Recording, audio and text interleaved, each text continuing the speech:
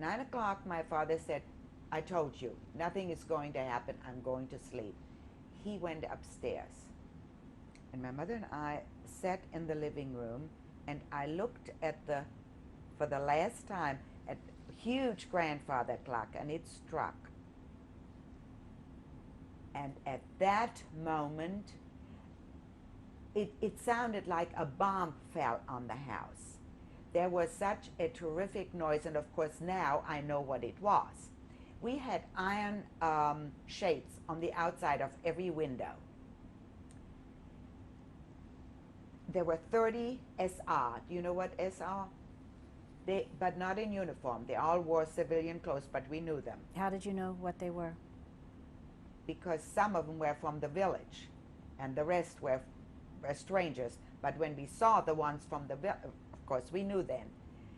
They had axes, and again, it was my mother who said afterwards, these axes had brand new handles, so it was prepared, because Dr. Goebbels got on the radio the next day and said, this was totally unprepared. We had nothing to do with it. The people did it. And my mother said, brand new handles for the...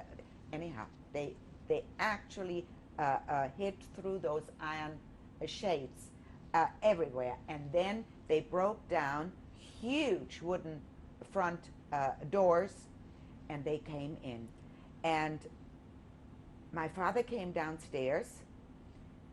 He had put on pants over his nightshirt, and somehow I can see ourselves, the three of us, standing in the hallway against the wall.